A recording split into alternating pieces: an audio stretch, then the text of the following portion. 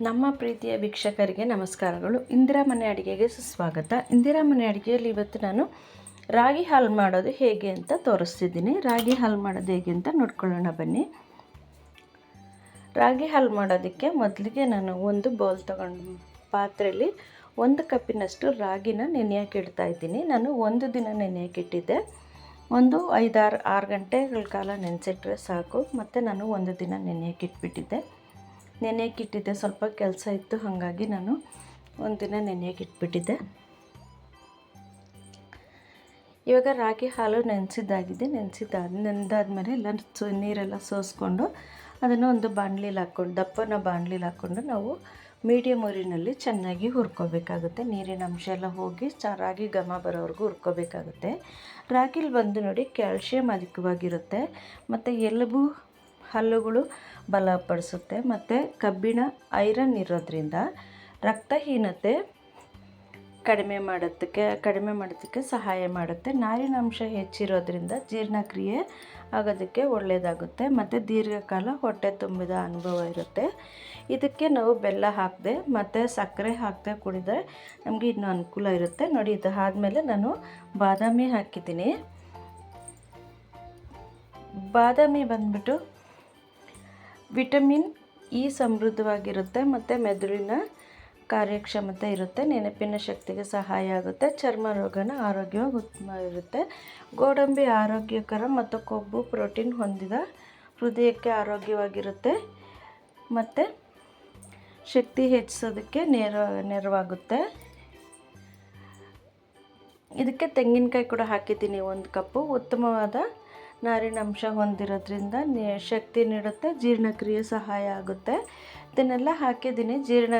ತೆಂಗಿನಕಾಯಿ ಒಂದು ಅರ್ಧ ಕಪ್ ಹಾಕಿದ್ದೀನಿ. ಒಂದು 4 ಏಲಕ್ಕಿ ಹಾಕಿದ್ದೀನಿ ಇದಕ್ಕೆ. ಮತ್ತು ಗೋಡಂಬಿ ಒಂದು 20 ಹಾಕಿದ್ದೀನಿ. ಏಲಕ್ಕಿ ಬಾದಾಮಿ ಒಂದು 20 ಹಾಕಿದ್ದೀನಿ. ಇದಕ್ಕೆ ನೋಡಿ, ಇದನ್ನೆಲ್ಲ ಹಾಕ್ಬಿಟ್ಟು ನಾನು ನೆನೆಸಿದ್ದೆ. ಗೋಡಂಬಿನೂ ಬಾದಾಮಿ 1 ಅವರ್ ನೆನೆಸಿದ್ದೆ, ಏಲಕ್ಕಿ ಸಮೇತ ನೆನೆಸಿ ಇದನ್ನು ರುಬ್ಕೊಂಡು ನೋಡಿ ಮಿಕ್ಸಿಲಿ ಹಾಕಿದ್ದೀನಿ.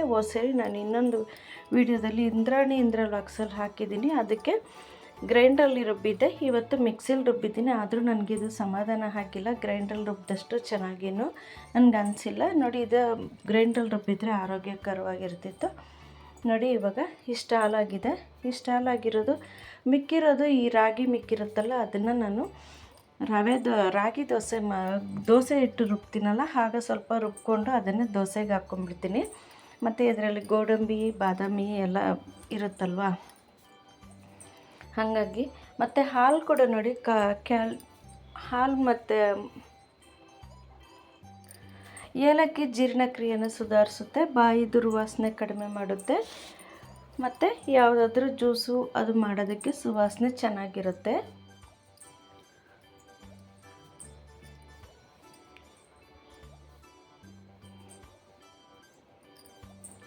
ನೋಡಿ, ಇದಕ್ಕೆ ನಾನು 1 ಕಪ್ಪಿನಷ್ಟು ಆರ್ಗ್ಯಾನಿಕ್ ಬೆಲ್ಲ ಹಾಕ್ತಾಯಿದ್ದೀನಿ. 1 ಕಪ್ ಅಂದರೆ ಚಿಕ್ಕ ಕಪ್ಪಲ್ಲಿ 1 ಕಪ್ಪು ಹಾಕಿದ್ದೀನಿ.